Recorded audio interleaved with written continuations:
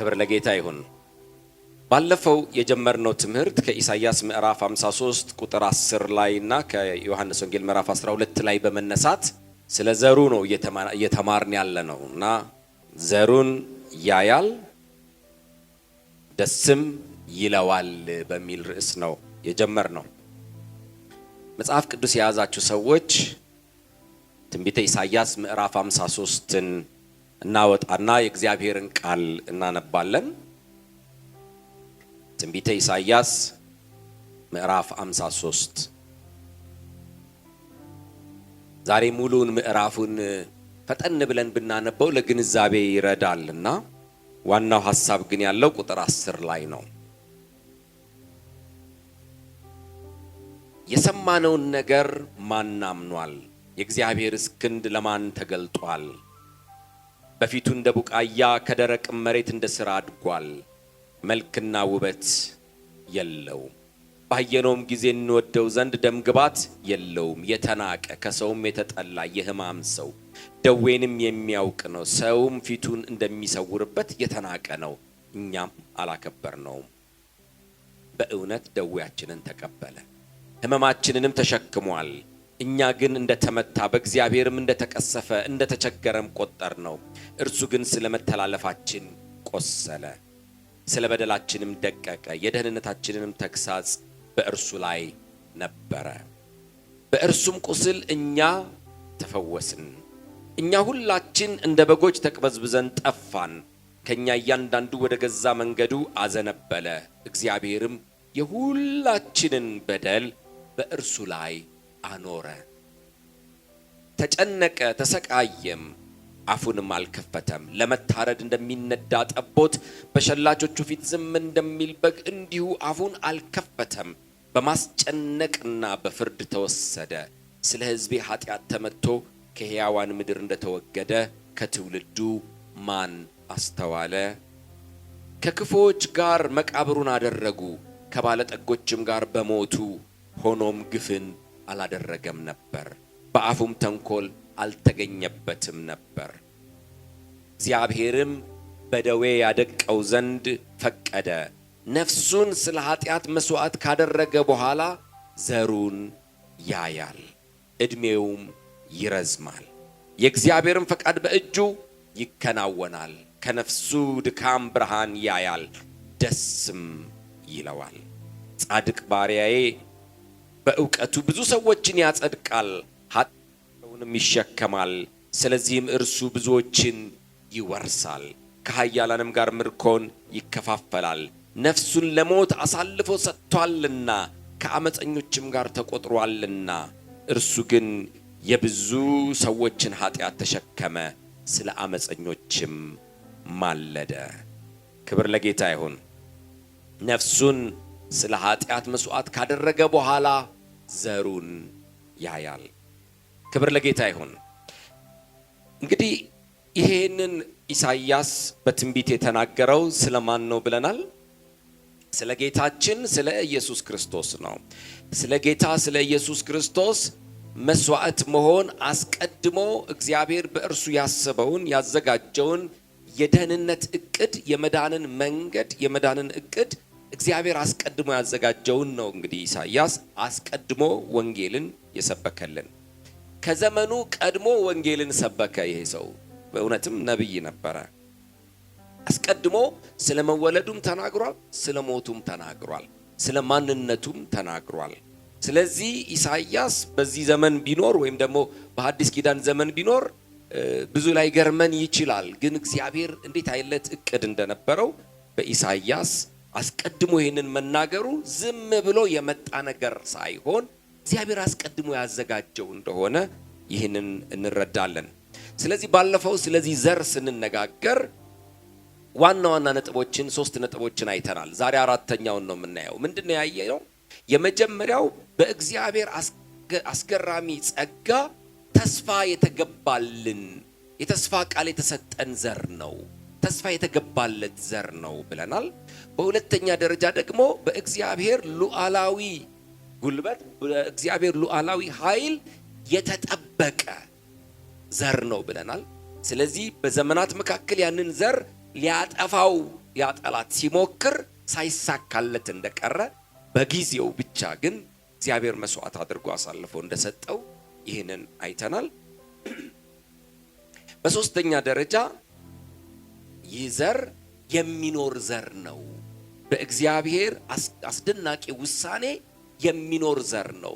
ለረጅም ዘመናት የኖረ ተጠብቆ የኖረ ከዛም ደግሞ የሚኖር አሁንም ደግሞ የሚኖር ነው። ወደፊትም የሚኖር ዘር ነው ብለናል። ዛሬ የምናየው አራተኛው ይሄ ዘር የሚዘራ ዘር ነው።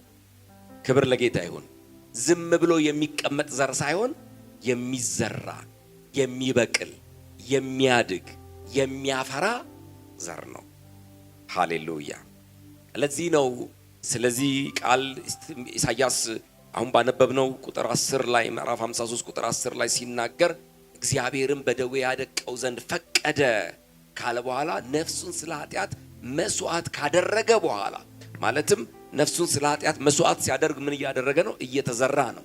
ከዛ በኋላ ምን ያህል ዘሩን ያህል ይሄ ዘር የሚቀጥል ዘር ስለሆነ የሚያድግ ዘር ስለሆነ የሚኖር ዘር ስለሆነ እንደገናም ደግሞ የሚቀጥልና የሚዘራ የሚባዛ ዘር ስለሆነ ክብር ለጌታ ይሁን። የዮሐንስ ወንጌል ምዕራፍ 12 ላይ ባለፈውም ተመልክተናል። ምዕራፍ 12 ቁጥር 20 ጀምሮ በበዓሉ ብዙ ሰዎች ሊሰግዱ ወደ ኢየሩሳሌም እንደመጡ ተመልክተናል። የቂጣ በዓል ነበረ። ታላቁ የፋሲካ በዓል ነበረ። ብዙ ሰዎች ለዚህ በዓል ወደ ኢየሩሳሌም ተሰብስበው ነበር። እንደዛ ተሰባስበው በነበሩበት ጊዜ ከግሪክ የመጡ ሰዎች ወደ ፊልጶስ መጡና ኢየሱስን ልናይ እንወዳለን ብለው ምን አደረጉት ይላል? ለመኑት። ኢየሱስን ልናይ እንወዳለን ብለው ለመኑት። እባክህ ኢየሱስን ልናይ እንወዳለን። እና ፊልጶስን የግድ ሲሉት ፊልጶስ ሄደና ለእንድሪያስ ነገረው። እነዚህ ሰዎች ለመኑኝ፣ አስጨነቁኝ፣ አስቸገሩኝ፣ ኢየሱስን ማየት እንወዳለን ብለው። ፊልጶስና እንድሪያስ ተያይዘው ሄዱና ለኢየሱስ ሰዎች ከሩቅ ሀገር ከግሪክ የመጡ ሰዎች ሊያዩ ይፈልጋሉ አሉት። የዚያን ጊዜ ኢየሱስ እንደዚህ ብሎ መለሰላቸው። እንግዲህ በደንብ አስተውሉ። መጥተው የነገሩት ነገር ሰዎች ሊያዩ ይፈልጋሉ ነው። ሊያዩ ብዙ ለመኑን፣ አስጨነቁን ነው። ኢየሱስ እንደዚህ ያለ የሰው ልጅ ይከብር ዘንድ ሰዓቱ ደርሷል። ሁለቱም የሚገናኙ ጥያቄና መልስ አይመስልም። ነገር ግን ኢየሱስ እንደዚህ አላቸው፣ የሰው ልጅ ይከብር ዘንድ ሰዓቱ፣ ሰዎች እኔን ማየት ፈለጉ፣ እንግዲያው ሰዓቱ ደርሷል። ሃሌሉያ። እንግዲያው የሰው ልጅ ይከብር ዘንድ ሰዓቱ ደርሷል። እውነት እውነት እላችኋለሁ የስንዴ ቅንጣት በምድር ላይ ወድቃ ካልሞተች ብቻዋን ትቀራለች፣ ብትሞት ግን ብዙ ፍሬ ታፈራለች። ነፍሱን የሚወድ ያጠፋታል፣ ነፍሱንም በዚህ ዓለም የሚጠላ ለዘላለም ሕይወት ይጠብቃታል ብሎ ነገራቸው። በጣም የሚገርም ነገር ነው ኢየሱስ የነገራቸው። ለነሱ በጣም ክሊር የሆነ ነገር ነው የሚገባቸው የነበረው። ሰዎች ሊያዩህ ይፈልጋሉ ሲሉት ኢየሱስ እንደዚህ አለ፣ የሰው ልጅ ይከብር ዘንድ ሰዓቱ ደርሷል። ማየት ከፈለጉ በቃ አሁን በትክክል የሚታይበት ጊዜ ደርሷል። ይሄ ደግሞ እንዴት ነው? ከዚህ በኋላ በፊልጶስ በኩል በእንድሪያስ በኩል የሚመጣበት ሳይሆን ሰዎች በቀጥታ ሊያዩት የሚችሉት፣ ከዛ በኋላ በልመና ሳይሆን በእውነተኛ መገለጥ የሚታይበት ጊዜ ደርሷል። ያም የሚሆነው ብቻዋን እንዳትቀር እግዚአብሔር ያስቀመጠው ያ እውነተኛው ዘር እግዚአብሔር ሰንጥቆ በዘመናት መካከል በትውልዶች መካከል አሳልፎ፣ ባለፈው የዘር ሐረጎችን አይተናል።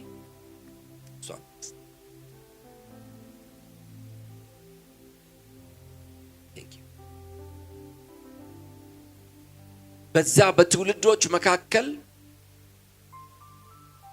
አሳልፎ እግዚአብሔር በትክክለኛው ጊዜ እንዴት እንዳመጣው አይተናል።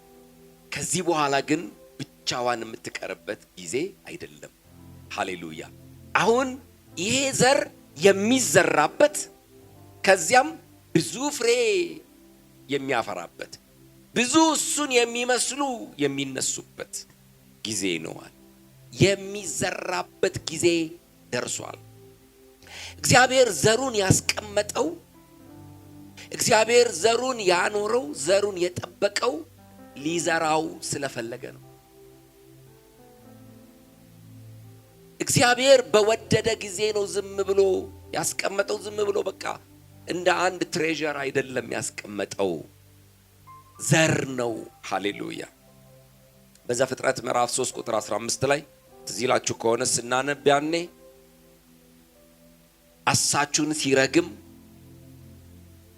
ለሴቲቱ ደግሞ ተስፋ ሲሰጣት ታያላችሁ። ለአሳቹ እርግማን፣ ለሰው ልጅ ግን ምንድን ነበር? ተስፋ ነበር። ተስፋ ሲሰጥ በአንተና በሴቲቱ መካከል፣ በዘርህና በዘሯ መካከል ምን አደርጋለሁ? ጠላትነትን አደርጋለሁ። አንተ ሰኮናውን ትጭራለህ፣ እርሱ ደግሞ ራስህን ምን ይላል? ይቀጠቅጣል። ሃሌሉያ። በጣም እኮ የተለያዩ ነገሮች ናቸው። የመጀመሪያው የዚህ አማርኛ የድሮ ትርጉም ላይ አንተ ሰኮናውን ትቀጠቅጣለህ ይላል፣ እሱ ራስህን ይቀጠቅጣል ይላል። ግን ብዙ ትርጉሞች ላይ የሚለው አንተ ሰኮናውን ታካለህ ነው ከስር ሆነ፣ እርሱ ግን አናትህን ምን ይላል? ይቀጠቅጣል። ሃሌሉያ።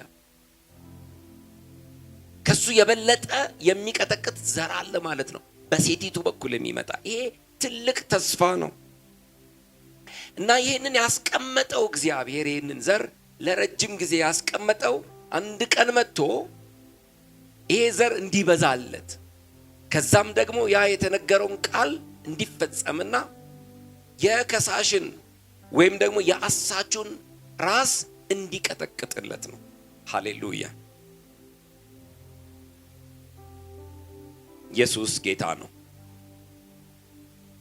ገበሬ ታውቃላችሁ አይደል? ዘር ሲያስቀምጥ አንዳንዶቻችሁ ምናልባት ብዙ ሰው የከተማ ልጅ ይመስላል፣ ግን ገጠር ምናምን ሄዳችሁ አይታችሁ ከሆነ ስለ ዘር በጣም ጥንቃቄ አድርገው ነው። እንደውም ኢሳይያስ ምዕራፍ 28 ላይ ኢሳይያስ በጣም ስለ ዘር ይናገራል። ለገበሬ እኮ ዘርን እንዴት መጠበቅና እንዴት ማስቀመጥ እንዳለበት እንዴትም ደግሞ ዘሩን መዝራት እንዳለበት እኮ እግዚአብሔር ነው ጥበብ የሰጠው እያለ ይናገራል። እና በጣም ልዩ ጥበብ የሚጠይቅ ነገር ነው ዘርን ማስቀመጥ፣ ዘርን መምረጥ፣ ዘርን እንደገና ደግሞ አስቀምጦ ደግሞ በተገቢው ጊዜ መዝራት በጣም ትልቅ ጥበብን የሚጠይቅ ነገር ነው። ዝም ብሎ አይደለም። እና ገበሬ ዘርን በጥንቃቄ ነው የሚያስቀምጠው። ለሚቀጥለው ሲዝን ጊዜ አለው። there is a time የሚዘራበት። ዝም ብሎ ወጥቶ በማንኛውም ጊዜ አይዘራም። ዝም ብሎ ባገኘበት ስፍራ አይዘራም። ዘር በጣም በጣም ውድ ነው። አሁን ግብርና ሚኒስቴር ዘር ይሸጣል። በነገራችን ላይ ምን ይለዋል? ዘሩ ምርጥ ዘር። ላብራቶሪዎች አሉ ኢትዮጵያ ውስጥ፣ በጣም ብዙ ላብራቶሪዎች አሉ፣ በጣም በልዩ ሁኔታ የሚጠበቁ እና በጣም ብዙ ሰዎች ቁጭ ብለው ሌሊትና ቀን የሚመራመሩ ምን ለማምጣት? ምርጥ ዘር። ስለዚህ ዘር ላይ ገበሬ ይጠነቀቃል ማለት ነው። አገርም እንኳን ትጨነቃለች። ምክንያቱም የሚበቅለውና የሚዘራው ዘር ጥሩ ዘር ከሆነ የሚቀጥለውን ዘመን በጥጋብ ማሳለፍ ይቻላል። የሚመክን ዘር እንዳይሆን፣ የሚጠፋ ዘር እንዳይሆን፣ ወይም ደግሞ የማይፈለግ አይነት ዘር እንዳይበቅል በጣም በጥንቃቄ ገበሬም ልክ እንደዚህ መርጦ ዘሩን ያስቀምጣል። ከዛ ይጠብቀዋል። ዝም ብሎ የሆነ ነገር ሲያጋጥመው በቃ ከዛ ጋምጭና እስቲ አሹቅ አድርገሽ አቅርቢልኝ አይላትም። ሚስቱን ይራባታል እንጂ ይጠብቀዋል። there is a time የሚዘራ እሱ ለዛሬ አይደለም። ለዛሬ ረሃብ እሱ አይደለም መፍትሄው። ዘሩን በቃ ቆሏም አድርጌ ላምጣው ብትለው ሚስቱ ኖ፣ እሱ የሚጠበቅበት ጊዜ አለው። ምን የሚል ነው? የሚዘራ ነው። ክብር ለጌታ ይሁን። እንግዲህ የምድር ገበሬ እንደዚህ ከሆነ የሰማዩ አባት ሃሌሉያ፣ እውነተኛው ገበሬ እግዚአብሔር ገበሬ ተብሏል። ጌታ ኢየሱስ እንደዚህ ብሏል የዮሐንስ ወንጌል ምዕራፍ 15 ላይ እኔ እውነተኛ የወይን ግንድ ነኝ፣ ገበሬው ማን ነው? ስለዚህ አባቱማ በጣም አዋቂ ጠቢብ፣ በቃ ሁሉን ማንም ከሚያስተውለው በላይ የሆነ አስተዋይ ገበሬ ነው። ስለዚህ ዘሩን ጠብቆ ያቆየው there was a time ሰዓቱ እስኪደርስ ድረስ ነው። ያ ሰዓት ሲደርስ ግን እግዚአብሔር ምን ያደርጋል? ዘሩን ይዘራዋል። አሁን ኢየሱስ ይሄንን ያላቸው ሰዎች ሊያዩ ይፈልጋሉ ሲሉት አሁን ሰዓቱ ደረሳል። ሃሌሉያ! አሁን ያ ዘር የሚዘራበት ጊዜ ደረሰ። እንዴት ነው ይሄ ነገር ቢሉት የስንዴ ቅንጣት በምድር ላይ ወድቃ ካልሞተች ብቻዋን ትቀራለች። እግዚአብሔር ደግሞ አንድያ ልጁን አሳልፎ የሰጠን ሲል ሊዘራው ነው። ሃሌሉያ! ሊያቁለጨልጭ አይደለም፣ ሊዘራው ነው። ከዛ በኋላ በእርሱ ምክንያት ብዙዎችን ልጆቹ ሊያደርግ ነው። ሃሌሉያ! እንዴት አይነት አባት ነው! ስለዚህ ኢየሱስ እንደዚህ አለ፣ ብቻዋን ትቀራለች ወድቃ ካልሞተች። ነገር ግን ወድቃ በሞተች ጊዜ ግን ብዙ ፍሬ ታፈራለች፣ ብዙ እሷን የመሰሉትን ታፈራለች። ግን ያ ፕሮሰስ ከባድ ነው፣ ከባድ ነው። ስለዚህ ቁጥር 27 ላይ ምን አለ? ያንን ፕሮሰስ ሲያየው መዘራው ጊዜ ደረሰ። ይሄ ዘር ብቻውን እንዲቀር አብ ስላልፈለገ በጊዜው መጣው እያላቸው ነው ማለት ነው። አሁን የሚዘራበት ጊዜ ደርሷል። ግን ይሄ ፕሮሰስ ከባድ ነው። ስለዚህ ምን አለ? አሁንስ ነፍሴ ታውካለች። ምን እላለሁ? ዘር በምድር ላይ ወድቃ ጀርሚኔት ስታደርግ ብዙ ፕሮሰስ ታልፋለች። ከባድ ነው። ዝም ብላችሁ አስቡት። ግብት ብላ ውጥት አይደለም የምትለው፣ ብዙ ፕሮሰስ ታልፋለች። ስለዚህ አሁንስ ምን እላለሁ? ነፍሴ ታውካለች፣ አባቶ ከዚህ ሰዓት አድነኝ አለ። ከዚያ በኋላ ነገር ግን አለ ደግሞ መልሶ፣ ከባድ ነው ፔኑ። አባቶ ከዚህ ሰዓት አድነኝ፣ ነገር ግን ስለዚህ ምክንያት ወደዚህ ሰዓት መጣሁ አለ። ሃሌሉያ! ያ ነው የመጣሁበት ዓላማ አለ።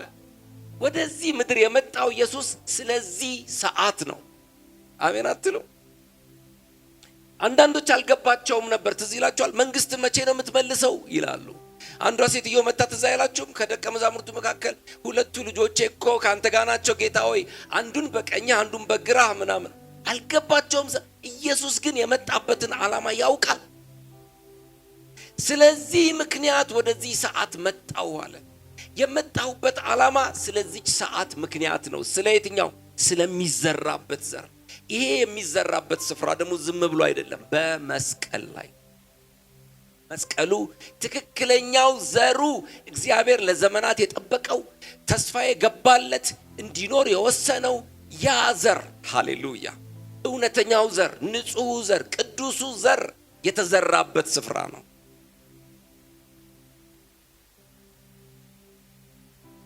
እና ምንም ያህል ከባድ ቢሆን ነገር ግን በዛ ላልፍ ይገባኛል አለ። ስለዚህ ምክንያት ነው ወደዚህ ዓለም የመጣሁት። እና ይሄ ዘር እግዚአብሔር በመስቀል ላይ ዘራው። ሃሌሉያ! ስለዚህ ኢየሱስ ሲናገር ዝቅ ብሎ ምን አለ? እኔ ከፍ ከፍ ባልኩ ጊዜ ብዙዎችን ወደ እኔ ምን እላለሁ? ስባለሁ አለ። እኔ በመስቀል ላይ በተሰቀልኩ ጊዜ፣ እኔ በተዘራው ጊዜ ብዙዎችን ይዤ እመጣለሁ አለ። ሃሌሉያ! ለዚህ ነው ጳውሎስ ሲናገር ከእርሱ ጋር ተሰቅለናል ይላል። እሱ ራሱ ሲናገር ከክርስቶስ ጋር ተሰቅያለሁ፣ በቃ አታድክሙኝ፣ ሞቻለሁ። ሃሌሉያ! ለቆላሲስ ሰዎችም ሲነግራቸው ሞታችኋል ይላል። እንዴት እንደሆነ ታውቃላችሁ? ከእርሱ ጋር አብራችሁ ተሰቅለ፣ ከእርሱ ጋር አብረን ተቀብረናል፣ ከእርሱ ጋር አብረን ደግሞ ተነስተናል። ስለዚህ እግዚአብሔር ይህንን ዘር አምጥቶ ዘራው። ሃሌሉያ! ገላትያ ምዕራፍ 3 ላይ ታስታውሳላችሁ፣ ባለፈው ስናነብ ስለ አብርሃም ሲናገር እግዚአብሔር ስለ አብርሃም ተስፋ ሲገባው ስለ ዘሩ አይደለ?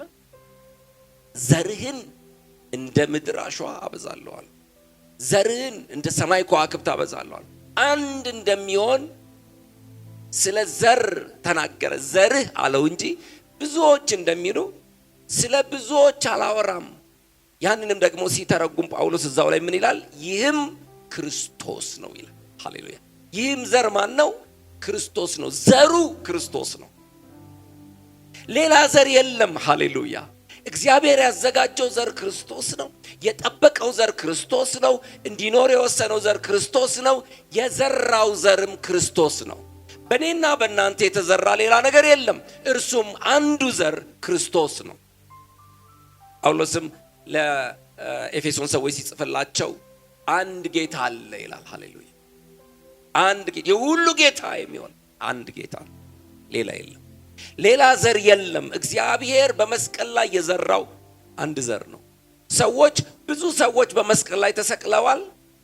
ስለ ሁሉም መስቀል አይወራም። ኢየሱስ እንኳን ሲሰቀል በግራና በቀኝ የተሰቀሉ ሰዎች ነበሩ። ስለ እነርሱ አይወራም። አጃቢ ተደርገው ነው የሚወሩት። ዋናው ዘር በመካከል ከፍ ያለው ሃሌሉያ፣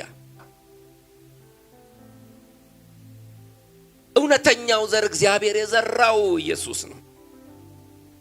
ከዚህ ውጪ ሌላ ዘር የለም። እግዚአብሔር ጋር ያለውን አንድ፣ ለዚህ ነው ጳውሎስ ሲናገር ለአንድ ልጁ ያልራራለት የሚለው።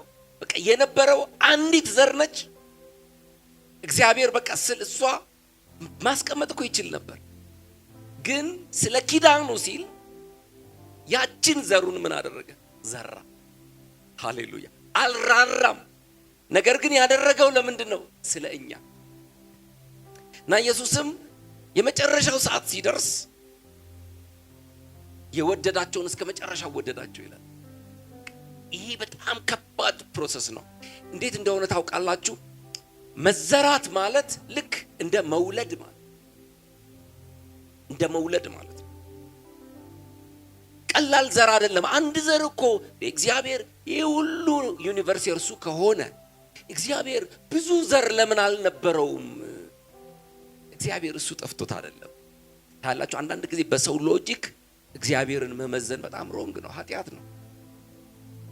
እግዚአብሔር የራሱ ጥበብ የራሱ ዕውቀት አለው። ከሁሉ ጥበቡ የሚገርመው ግን እግዚአብሔር አንድ ዘር ብቻ ማስቀመጡ ነው። ያም ደግሞ እርሱን የሚመስለው የራሱ ልጅ የሆነውን ኢየሱስ ክርስቶስን፣ ያም ደግሞ ራሱ እግዚአብሔር መሆኑ ነው። ስለዚህ ዮሐንስ ሲናገር በዮሐንስ ወንጌል ምዕራፍ 1 ላይ በመጀመሪያ ቃል ነበረ፣ ቃልም በእግዚአብሔር ዘንድ ነበረ፣ ቃልም እግዚአብሔር ነበረ። በጣም የሚገርም ነገር ነው። ለሰው ከባድ ነው። ያንን ቃል ሲያመጣው ዝቅ ብሎ ቁጥር 14 ላይ ቃልም ሥጋ ሆነ፣ ጸጋና እውነትን ተሞልቶ ደግሞ በእኛ ምን አደረገ? ተዘራ በእኛ ላይ። ሃሌሉያ! ጸጋና እውነትን ተሞልቶ ያ ዘር በእኔና በእናንተ ላይ ተዘራ። ጳውሎስ ሲናገር እንደዛ ነው የሚለው። አንደኛ ቆሮንቶስ ምዕራፍ 3 ላይ ትዝ ይላችኋል። ቤተ ክርስቲያን እኔ የኬፋ ነኝ፣ እኔ የአጵሎስ ነኝ፣ እኔ የጳውሎስ ነኝ እያሉ ሰዎች ተከፋፈሉ። እና ጳውሎስ እንደዚህ አለ፣ እንዴት ነው የምታስቡት እናንተ ሰዎች? ክርስቶስ ተከፍሏልን? ጥያቄው ይሄ ነው። ክርስቶስ ተከፍሏልን? ክርስቶስ እኮ ስንት ነው? አንድ ነው።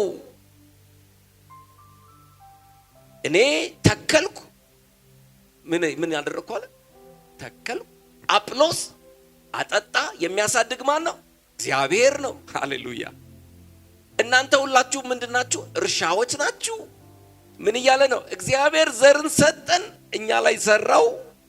እኛ የተቀበልነውን ያንን ዘር አመጣን። እናንተ እርሻዎች ናችሁ፣ እናንተ ላይ ዘራ ነው። አጵሎስ መጣና ውሃ አጠጣ፣ እግዚአብሔር በእናንተ ውስጥ አሳደገ። ይሄ ዘር አይከፈልም፣ አንድ ነው። ይህንን የማያስተውሉ ሲሆኑ ግን ጳውሎስ ምጥ ይዘዋል። ይሄ እኮ ክርስቶስ እንደተሰቀለ ሆኖ ተስሎ ነበር በፊታችሁ ይላቸዋል። ገላትያ ላይ ደግሞ ለገላትያ ሰዎች ይህንን እንዳትረሱ እኮ አድርጌ ስዬ ነበር በስነ ስርዓት። እንዴት እንደተዘራ በእናንተ ይሄ ዘር ለእውነት እንዳትታዘዙ አዚም ያደረገባችሁ ማን ነው? እንደገና ምጥ ይዞኛል እንዲሳልባችሁ። መዘራት ፔንፉል ነው፣ ልክ እንደ መውለድ ነው።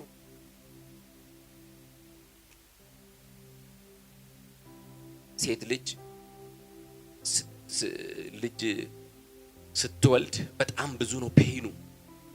አንዳንድ ሰዎች ሲናገሩ እንደውም በቃ ሞቶ እንደመነሳት ነው ይላሉ። ምክንያቱም የህመሙ ትልቅነት በጣም ትልቅ ስለሆነ። ነገር ግን ወደ ሆስፒታል ስትሄድ እኮ ህመሟን እያሰበች አትሄድም። ህመም እንዳለ ብታቅም እያሰበች የምትሄደው ምኑን ነው? ልጇን ነው።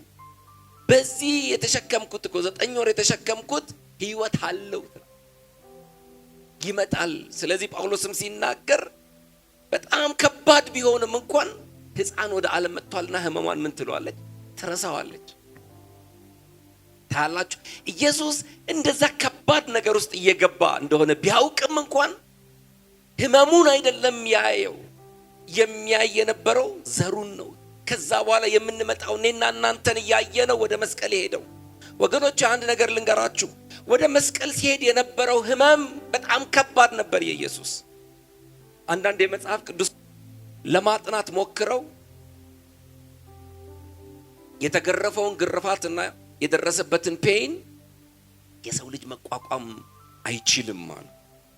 አንዳንዶች በጣም ከመክበዱ የተነሳ አይ በአምላክነቱ ነው የቻለው አሉ። ታላችሁ ልክ ነው፣ አምላክ ነው። ልክ ነው፣ አምላክ ነው። ግን ኢየሱስን ያስቻለው የሚመጣውን ነገር እያሰበ ነው። እኔና እናንተን እያሰበ ነው። ኢየሱስን ያ ሁሉ መከራ እንዲሸከም ያደረገው እኔና እናንተን የወደደበት ፍቅሩ ነው። የኔና የናንተ መወለድ ነው እየታየው የነበረው። ሴት ልጅ እኮ በቃ ልጅ እኮ ውስጧ ሆኖ ሲረግጥ እኮ አለው አይደል? የሆነ ስሜት አለው፣ ግን ደስ ይላታል። ልጅ ነዋ።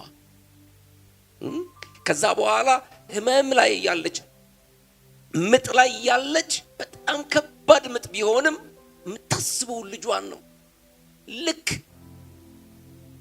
ልጅ ከወለደች በኋላ ያንን ሁሉ ትረሳዋለች። እንደ ታሪክ ነው የምታወራው። የኔ ታላቅ እህት ነርስ ናትና ለረጅም ጊዜ ማዋለጃ ክፍል ውስጥ ሰራ ነበር። እኔ በተለይ ዩኒቨርሲቲ ተማሪ ሆኜ አንዳንድ ጊዜ አዳሪ ስትሆን እሷ ጋር ሄደን እናመሽ ነበርና ምጥ ያለባቸው ሴቶች እነሱ ቢሮ ቁጭ ብለን ብዙ ነገር ይናገራሉ። በቃ ፔኑ ሲመጣ ብዙ አይነት ነገር ይናገራሉ። አንዳንዶቹ ይሳደባሉ፣ ባሎቻቸውን ይሳደባሉ። አጋጥሟቸው ያውቃል? ብዙ አይነት ነገር ይናገራሉና በቃ በጣም የሚያስፈራ ነገር እንደሆነ ግን ይገባኝ ነበር። እና ልክ ከተወለደ በኋላ ግን ቶናቸው ይለወጣል። ያ ሁሉ ነገር የለም። የወለዱ ሰዎች ሴቶች የሚተኙባቸው አካባቢዎች በቃ ወሬ ሁሉ ሳቅ ነው። ምንድነው?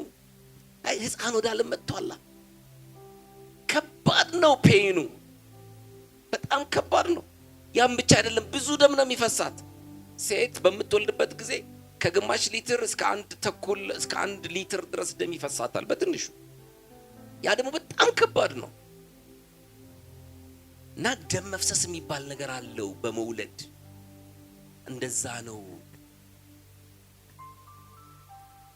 ያዕቆብ ሲናገር በምዕራፍ 1 ቁጥር 18 ላይ እንደዚህ ይላል፣ የፍጥረቱ በኩራት እንሆን ዘንድ በእውነት ቃል አስቦ ወለደን።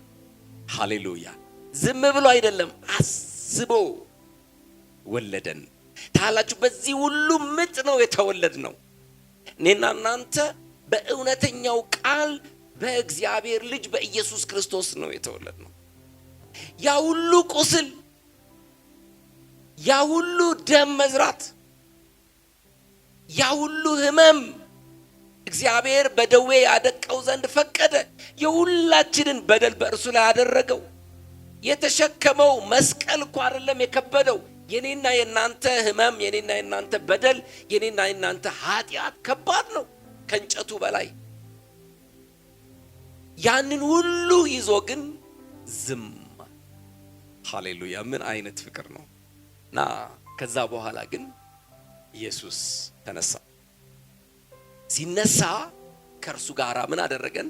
አስነሳና ዘሩ የዛን ጊዜ ማፍራት ጀመረ። ሃሌሉያ! ዘሩ የዛን ጊዜ ማፍራት ጀመረ። ብዙዎችን ወደ እኔ ስባለሁ አለ። እኔና እናንተ መጣን። አሁንም ያንን ዘር ነው እንዲዘራ እግዚአብሔር የሚፈልገው። ሌላ ዘር እንዲዘራ አይፈልግም። ጌታ ኢየሱስ እንደዚህ አላቸው በመጨረሻ ላይ። በመጀመሪያ ከመሄዱ በፊት ሁለት ሁለት እያደረገ ላካቸው አይደለ? ባለፈው እያነበብን ነበር ይሄንን ቃል ሉቃስ ወንጌል ምዕራፍ 10 ላይ ሊሄድበት ወዳለው አስቀድሞ ሁለት ሁለት እያደረገ ላካቸው ይላል። እሱ ከመሄዱ በፊት እነሱ ላካቸው። ምን ሊያደርግ ነው? እሱ ሊመጣ ነው ማለት እና ሂዱ አላቸው። ከዛስ እኔ እመጣለሁ አላቸው። በኋላ ደግሞ ሁሉ ነገር ካለቀ በኋላ ሊያርግ ሲል ማቴዎስ ወንጌል ምዕራፍ 28 ታስታውሳላችሁ። እንግዲህ ወደ ዓለም ሁሉ ሂዱ፣ ወንጌልን ለፍጥረት ሁሉ ስበኩ።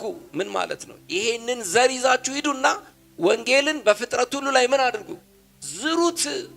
ሃሌሉያ! ዘሩ አላችሁ። ዘሩን ማስቀመጥ ያስጠይቃል። ዘሩ ዝም ብሎ ተከድኖ የሚቀመጥ ዘር አይደለም። ዘሩ ምን የሚል ነው? የሚዘራ ዘር ነው። እስቲ የሚዘራ ዘር ነው በሉ። የሚዘራ ዘር ነው። ኢየሱስ በእናንተ ተዘርቷል። ይሄ ዘር የሚዘራ ዘር ነው። ዝም ብሎ ማስቀመጥ ያስጠይቃል። ይህንን ዘር ዝም ብሎ ማስቀመጥ በጣም ያስጠይቃል። አንድ ጊዜ አንድ ሰው ሊሞት የሞት አፋፍ ላይ ሆኖ ሰዎች ሁሉ እየመጡ በጣም እንወድሃለን፣ አንተ በእነዚህ ዘመናት በጣም ጥሩ ሰው ነበርክ፣ በብዙ ነገር ምሳሌያችን ነበርክ ምናምን እያሉ ሁሉም ሰው ተሰናበቱት። እና በቅርቡ የተዋወቀው አንድ ሰው መጣና እንግዲህ እናንተ ብዙ አንተዋወቅም፣ ነገር ግን አንድ ነገር ብቻ ነው የምነግርህ ብሎ ስለ ጌታ ኢየሱስ ነገረው። ያ ሰውዬ ጌታን ተቀበለ በሞት አፋፍ ላይ ሆኖ እና በጣም ደስ አለው። ከዛ በኋላ የሚመጡትን ሰዎች የድሮ ጓደኛውን እርሱን ጥሩልኛል። እሱ ከሁለት ቀን በፊት መጥቶ ነው የተሰናበተው። መጀመሪያ ከተሰናበቱት ሰዎች መካከል ጥሩልኛል፣ እሱን ጥሩልኝ። እና ያ ሰውዬ ተጠራ። ሲመጣ እንደዚህ አለው፣ ለ40 ዓመት ጓደኛዬ ነበርክ፣ ነገር ግን አትወደኝም ነበር። አንተ ለ40 ዓመት ሙሉ ታምነው የነበረውን አልነገርከኝም። በዚህ ዘመኔ ባለቀ ሰዓቴ የተዋወቅኩት ሰው ግን መጥቶ ኢየሱስን ነገረኝ። ይህን ያህል ዘመን ዋሽተኸኛል፣ እወድሃለሁ ብለህ ጓደኛ ስትሆነኛል። ወንድሞችና እህቶች ሆይ እኛ የተቀበልነው ዘር ዝም ብለን የምናስቀምጠው አይደለም። ሃይማኖት አይደለም ዘር። ይሄ ዘር ሃይማኖት ክርስቶስ ሃይማኖት አይደለም። ሃሌሉያ! ይሄ ዘር እውነተኛ ዘር ነው። ይሄ ዘር ህይወት ነው። ይሄ ዘር እውነት ነው። ይሄ ዘር የዘላለም እንጀራ ነው።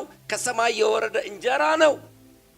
ከሰማይ የወረደ እንጀራ መና ቁጭ አድርገህ ብታስቀምጠው አይቀመጥም። መና ታስታውሳላችሁ አይደለ? ሊያስቀምጡ ሲሞክሩ በሰበሰባቸው፣ ሸተተ። አይሆንም፣ ኖ መና በየጊዜው ነው የሚመጣው ተባሉ። እንደዛ አትሰስቱ፣ አያልቅም። ይሄ ዘር ለሰው ቢሰጥ አያልቅብም፣ ይበዛልሃል። ይህንን ዘር ኢየሱስን ለሌላ ሰው ብትናገር የሚያልቅብህ አይደለም፣ ይጨመርልሃል፣ ይበዛልሃል። እንዴ ይኸውላችሁ፣ እኔ እኮ ዛሬ ለእናንተ በሰበኳችሁ ቁጥር ብዙ ነገር ነው የምቀበለው። ስለዚህ ሁል ጊዜ እሰብካለሁ። ዝም ማለት አይቻልም ይህንን ዘር ያለበት ሰው። ምክንያቱም ዘሩ በባህሪው የሚዘራ ነው። መሄድ የሚባል ነገር አለው በውስጡ። ትናንትና አንድ የኒውክሌር ሳይንቲስት የሚያወራውን እየሰማው ነበረ። 1 ግራም ኒውክሌር፣ 1 ግራም የኒውክሌር ሲኖትራክን ስንት ዓመት? 200 ዓመት ነው ይነደዋል። ዴይ ኤንድ ናይት ይነደዋል። 1 ግራም ምን አይነት ጉልበት ቢኖረው ነው ስንት ሊትር ዘይት ይጨርሳል? ስንት ሊትር ነዳጅ ይጨርሳል? 200 ዓመት ይነደዋል 1 ግራም። ይሲ ውስጡ ያለው ጉልበት ማለት ነው። እኔና እናንተ የተቀበልነው ዘር እኮ ሂዱ የሚል ነገር ያለው ነው በውስጡ። ቁጭ ብትል በቃ ያፈነዳል። አይሆንም። እሱን ይዞ መቀመጥ አይቻልም። አንዳንድ ሰዎች እንደዚህ አንተ ምን ጎደለብህ? ለምን ዝም አትልም? ለምን አልተውም? በውስጤ ያለው የሚሄድ ነው። ቤተክርስቲያን የምትጠፋው ዝም ስትል ነው። ይሄንን ዘር ይዛ የማትሄድ ከሆነ ትጠፋለች። የምትሄድ ከሆነ ታድጋለች፣ ትበዛለች። ይሄ ዘር የሚያድግ የሚበዛ ነው። ለዚህ ነው ኢየሱስ የስንዴ ቅንጣት በምድር ላይ ወድቃ ካልሞተች ብቻዋን ትቀራለች። አይሆንም እንዴ! እግዚአብሔር ለዘመናት የጠበቀው ለዚህ ጊዜ የጠበቀውን ዘር አንተ ቤትህ ልታስቀምጠው አትችልም። ስለዚህ የተሻለው ነገር ይሄ ዘር ምንድነው? የሚዘራ ዘር ነው። ወደ ዓለም ሁሉ ሂዱ አላቸው ደቀ መዛሙርቱ። ወንጌልን ለፍጥረት ሁሉ ስበኩ፣ በአብ በወልድና በመንፈስ ቅዱስ ስም እያጠመቃችኋቸው ያዘዝኳችሁንም ሁሉ እንዲጠብቁ ያስተማራችኋቸው ደቀ መዛሙርት አድርጓቸው። ከዛስ እነሱም ደግሞ ነገ ይሄንን ዘር ይዘው ይሄዱና ምን ያደርጋሉ? ይዘራሉ። ይቀጥላል ማለት ነው። ሃሌሉያ! ወንጌል የደረሰው እኔና እናንተ ጋር ይሄ ነው። እንደዚህ ነው። ሌላው ሁለተኛው ነገር ስለ ዘሩ በጣም ማወቅ ያለብን ዘሩ አንድ ብቻ ነው። ቀላቅሎ መዝራት አይቻልም። ከሌላ ዘር ጋር አይቀላቀልም። ባይ ኔቸር በባህሪው ይሄ ከሌላ ጋር አይቀላቀልም። ስለዚህ ሌላ ዘር መዝራት አይቻልም። አስመስሎ መዝራት አይቻልም። ከተሰጠህ ውጪ፣ ከተሰጠሽ ውጪ፣ ከተሰጠኝ ውጪ መዝራት ያስጠይቃል። ሌላ ዘር መዝራት አይቻልም። መዝራት ኢየሱስን ብቻ ነው። እስቲ አሜን በሉ። ኢየሱስን ብቻ። አንዳንድ ሰዎች በእግዚአብሔር እርሻ ላይ ራሳቸውን ይዘራሉ። አንዳንድ ሰዎች ሃይማኖት ይዘራሉ። አንዳንድ ሰዎች ባህላቸውን ይዘራሉ። አንዳንድ ሰዎች ፖለቲካ አመለካከታቸውን ይዘራሉ። ብዙ አይነት ነገር ይዘራሉ። የተሰጠው ዘር ግን አንድ ነው፣ እርሱም ኢየሱስ ነው። ሌላ ዘር ቀላቅሎ መዝራት የሚታጨድበት ጊዜ ሲመጣ ከባድ ጊዜ አለ የሚታጨድበት። የማቴዎስ ወንጌል ምዕራፍ 13 ላይ ጌታ ኢየሱስ የተናገረው በጣም ትልቅ ምሳሌ አለ። ገበሬው ወጣና በእርሻው ላይ ንጹህ ዘርን፣ ጥሩ ዘርን ዘራ። ባሪያዎቹ እያዩ፣ ሰራተኞቹ እያዩ መልካምን ዘር ዘራ። ከጥቂት ጊዜ በኋላ ዘሩ አድጎ ሲመለከቱ ሌላ አይነት ዘር ደግሞ አብሮት በቅሏል። እና እንዴ ጌታ ሆይ አንተ መልካምን ዘር ዘርተህ አልነበረም እንዴ? ምንድነው እንክርዳድ የበቀለው እንዴት ነው አሉት። እሱም እንደዚህ አላቸው፣ ክፉ በሌሊት መጥቶ ይሄንን ዘር ዘራ። በጣም አስተውሉ። አሳቹ ክፉ የማይፈልገው የማይወደው ነገር ምን እንደሆነ ታውቃላችሁ? ዘሩን ነው። ምክንያቱም ከመጀመሪያው ምን ተብሏል? እርሱ ራስን ይቀጠቅጣል ተብሏል። ስለዚህ የመጀመሪያ የሚሰራው ነገር ምንድነው? አስመስሎ ሌላ ዘር ማዘጋጀት ነው። ዲሲቭ የሚያደርገው የሚያታልለው በሌላ ዘር ነው። ስለዚህ መጥቶ ሌላ ዘር ይዘራል። እንደዛማ ልክ አይደለም፣ መተን እንንቀለው አሉት። ኖ አትንቀሉት፣ እስከ ጊዜው ድረስ ተውት አላቸው። በኋላ ያጨዳ ጊዜ ይሄኛውን ለብቻ ትክክለኛውንም ደግሞ ለብቻ፣ ከዛ በኋላ እንክርዳዱና የማይጠቅመውን በእሳት ይቃጠላል። አሁን በዚህ ጊዜ እንነቅላለን ካላችሁ ጥሩንም አብራችሁ ልትነቅሉት ትችላላችሁ። ወደ ቤት ሲገቡ ይሄን ተርጉምልን አሉት። መልካሙን ዘር የዘራው የሰው ልጅ ነው አለ። እኔ ነኝ የዘራሁት። መልካሙን ዘር የዘራሁት እኔ ነኝ። ያንን ዘር አምጥቼ ዘራው። ክፉ ደግሞ መጥቶ ሌላ ዘር ዘራ በቤተ ክርስቲያን። አጫቾቹ መላእክት ናቸው። መላእክት መጥተው አብ ያልተከለው ምንድነው የሚለው? ኢየሱስ አይደለም ያለው? በቃ እውነተኛው ዘር አይደለማ። ወንድሞች እናቶች ሆይ እውነተኛውን ዘር ብቻ እንድንዘራ ነው እግዚአብሔር የሚጠብቀን። አንድ ዘር ነው የተሰጠን ለኔም ለናንተም። ይሄ ዘር የሚዘራ ዘር ነው። የተለያየ ነገር ጋር ቀላቅለን መዝራት አይቻልም፣ አይሆንም። ስለ መቀላቀል የሚቀጥለው ሳምንት በጣም እናገራለሁ። ግን ይሄ ዘር እርሱ ብቻ እንዲዘራለት እግዚአብሔር ስለሚፈልግ ከዚህ ዘር ውጪ ሌላ ዘር መዝራት አይቻልም። ከተሰጠን ዘር ውጪ አንዘራ። የራሳችንን ፍላጎት መዝራት አይቻልም። የልባችንን ምኞት መዝራት አይቻልም። አንዳንዶች ለራሳቸው ክብርን ለማምጣት ራሳቸውን ይሰብካሉ፣ ራሳቸውን ይዘራሉ።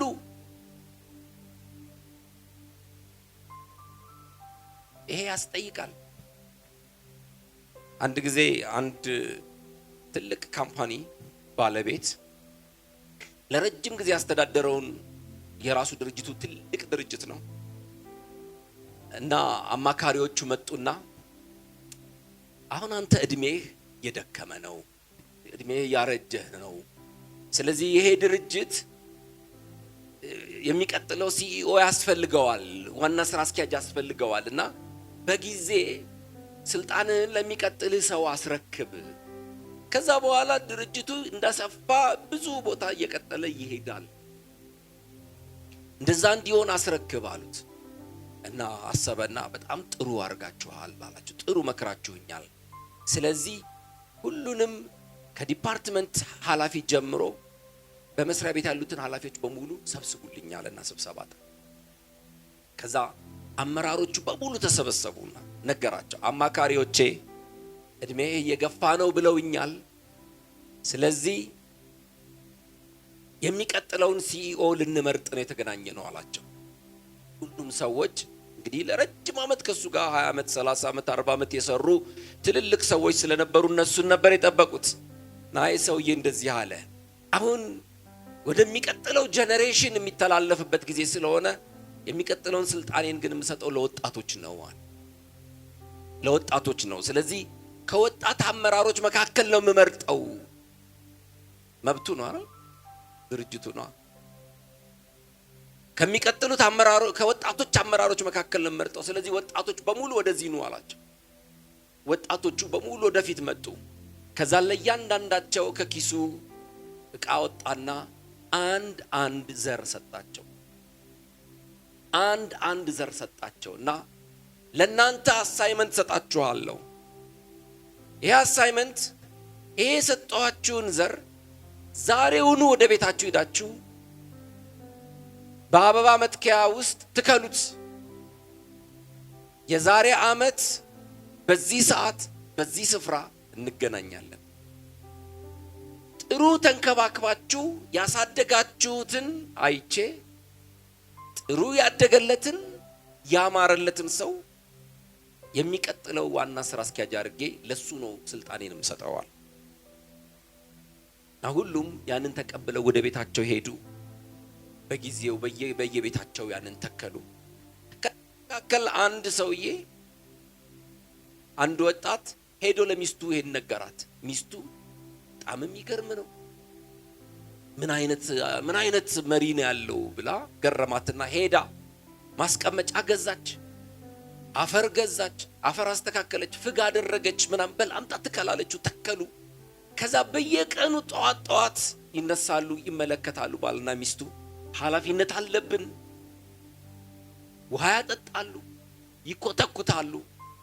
ከ3 ወር በኋላ ወሬ ተጀመረ። መስሪያ ቤት ሲገርም ሻይ ላይ ምናምን ያንተ እንዴት ሆነ? የኔማ ትልቅ ሆነ ይላል። የኔማ እያደገ ነው፣ እንደዚህ አከለ፣ አበባ ወጣ እያሉ ያወራሉ። ይሄ ሰው ግን አንድ ነገር የለም፣ አይበቅልም። ሚስቱ ሄዶ ይነግራታል። እኔ እያፈርኩ ነው፣ ጓደኞቼ እኮ አበባ ወጣ ይላሉ፣ ዛፍ አከለ ይላሉ፣ ምንም ነገር የለም። እስቲ በቃ ምን እናድርግ? እስቲ ተጨማሪ ፍግ እናድርግበት። ፍግ ያደርጋሉ፣ ውሃ ያደርጋሉ፣ ምንም የነሱ የለም። የሁሉም አድጓ በቃ ወሬያቸው ሁሉ እሱ ነው አመቱን ሙሉ። በአመቱ መጨረሻ በተባለው ሰዓትና ጊዜ ሁሉም ሰው ይዞ እዛ ቦታ ላይ ተገኘ።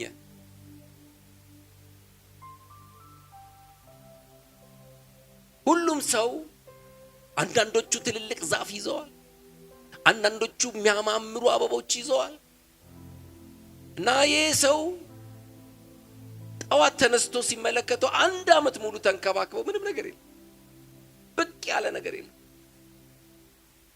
እና ይቅርብኝ አልሂድ አላት ሚስቱ አይ በቃ እኛ እኮ ማድረግ ያለብንን ነገር አድርገናል፣ መሄድም አለብን፣ መቅረት የለብህም አለችው። ሂድና አስረዳ፣ ቅጣትም ካለ ተቀበል፣ ማድረግ ያለብንን ነገር አድርገናል። እና የሰው ያፈረ ያንን ፖት ይዞ ሄደ። ከሁሉ ጀርባ ቆመ። በጣም ያሳፍራል። ሁሉም ትልልቅ ከሰው ቁመት በላይ የሆነ ነገር ይዘዋል። እና በዛን ጊዜ ባለቤት መጣ፣ የሁሉንም ተመለከተ። ዋው በጣም ያምራል፣ ያንተ ደግሞ ምን አክሏል፣ በጣም ጎበዝ እያለ ማለት። እና ወደ ኋላ ሲሄድ ያ ሰው ተሸማቋል። እሱም ብቻ አየው። ጄምስ አለው what happened? ምን ሆኗል ያንተ? ጌታዬ እኔ ሞክሬያለሁ፣ ሚስቴም ሞክራለች፣ ብዙ ታገልን። ከመጀመሪያው ቀን ጀምሮ ተንከባክበናል። አንድ ቀን ውሃ ሳናጠጣ ያለፍንበት ቀን የለም፣ ያላየነው ቀን የለም። ሰዎች ሁሉ ከንፈራቸውን መጠጡለት። ያዘው አበባህን አለ፣ እንትንን ያዘው አለ፣ እቃውን ያዘው አለ። እጁን ያዘና ወደ ውጭ አወጣውና የሚቀጥለውን የድርጅቱን ስራ አስኪያጅ ተዋወቁት አላቸው። ሁሉም ሰው ደነገጠ። የሚቀጥለው የኔን ስልጣን የሚረከበው ይሄ ነው፣ ተዋወቁት። እኔ ለሁላችሁም የሰጠኋችሁ ዘር አንድ አይነት ዘር ነው። ለሁላችሁም የሰጠኋችሁ ዘር የተቀቀለ ዘር ነው፣ የማያድግ ዘር ነው የሰጠኋችሁ። የፈለጋችሁትን ያመጣችሁ ተክላችሁ፣ አንዳችሁ ዛፍ አንዳችሁ አበባ ይዛችሁ መጣችሁ። እኔ የዛፉ ትልቅነትም የአበባው ማማር አይደለም የምፈልገው፣ የሰጠኋችሁን ዘር መትከላችሁን ነው የምፈልገው። ታማኝነትን ነው የምፈልገው።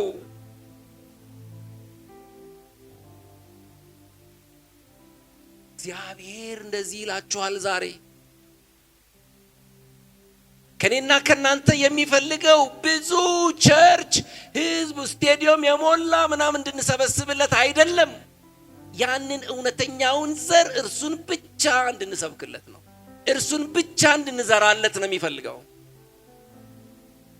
ከዚህ ውጪ እግዚአብሔርን የሚያስደስተው ነገር የለም። ጌታ ኢየሱስ ሊያይ የሚፈልገን ዘሩን ያያል ነው የተባለው። የፈለጋችሁትን ዘርታችሁ ብዙ ነገር አይደለም። እግዚአብሔር እኮ የምድር አሕዛብን በሙሉ የፈጠረው የሚፈልገው የሰዎችን ብዛት ምናምን አይደለም። እግዚአብሔር የሚፈልገው የልጁን መልክ ነው። ልጁን ብቻ ነው የሚፈልገው። አብ ወደ እኔና ወደ እናንተ ሲያይ ሊያይ የሚፈልገው ልጁን ነው። ኢየሱስን ብቻ ነው የሚፈልገው፣ ያንን ዘር ነው የሚፈልገው። ስለዚህ እኔና እናንተም የተሰጠን በእጃችን ላይ ያለው ዘር ይሄ ነው። ይሄንን ዘር ብቻ እንድንተክል እግዚአብሔር ይፈልጋል። ሃሌሉያ! ይሄ አንድ ዘር እንዲተከልለት ይፈልጋል። ምክንያቱም ይሄ አንድ ዘር ሌሎች ዘሮችን ይዋጃል። ይሄ አንድ ዘር ሌሎች ነገዶችን ይዋጃል። ራእይ 7 ላይ የሚናገረው ይህን ነው። አየሁም ከነገድ ሁሉ ከዘርም ከቋንቋም ከወገንም ከተለያየ ቦታ ተሰብስበው፣ ሁሉም ግን አንድ ልብስ ለብሰው፣ ምን አይነት ነጭ እነዚህ ምንድናቸው? እነዚህ ከታላቁ መከራ የመጡ ናቸው። ሁሉም በአንድ ነገር ልብሳቸውን አጠቡ። በምን? በበጉ ደም። እግዚአብሔር እኔና እናንተን ሌላ ዘር እንድንዘራ አይጠብቅም።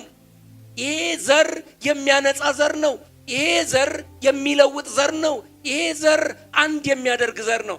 ይሄ ዘር በአብ ፊት የሚያቆም ዘር ነው። ሃሌሉያ። ከዚህ ዘር ውጪ እንድንዘራ እግዚአብሔር አይጠብቅም፣ አልተሰጠም። ከዚህ ዘር ውጪ መዝራት ያስጠይቃል።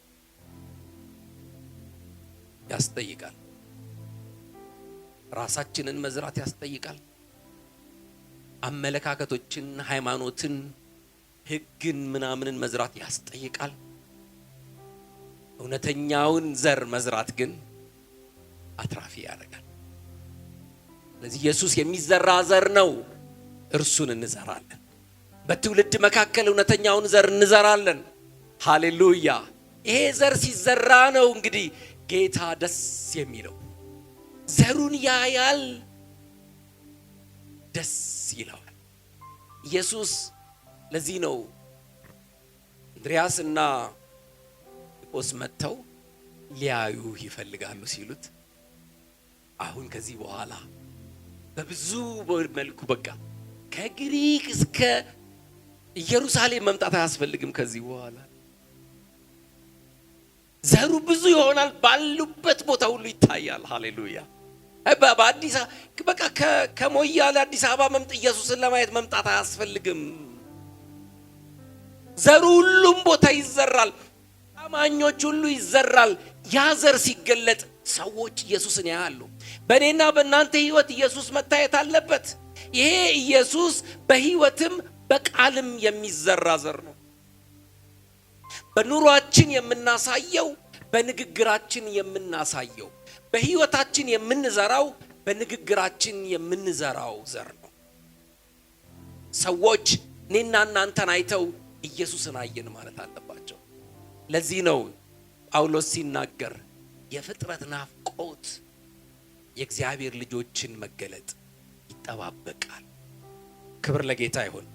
አንዱን ዘር እንዘራለን። አሜን። በዘመናችሁ ሁሉ እንደዚህ ብላችሁ ጸልዩ። ከዚህ ዘር ውጪ ላልዘራ የለኝማ። ሌላ ዘር ተቀላቅሎባችሁ ከሆነ እግዚአብሔር በቃሉ ዕውቀት፣ በቃሉ ማበጠሪያ እንዲያወጣላችሁ ጸልዩ። ቃሉን አንብቡ፣ ተማሩ። ሌላ ዘር ተዘርቶብን ከሆነ እናንተ ተኝታችሁ ክፉ መጥቶ በሌሊት ዘራዋል። እንደዛ ተዘርቶብን ከሆነ እውነተኛው ዘር ካለን ግን እርሱን ዘር ደግሞ እንዘራለን፣ ዝም አንልም። አሜን ነው። ሃሌሉያ። እስቲ ቆመን እግዚአብሔርን እናመስግን።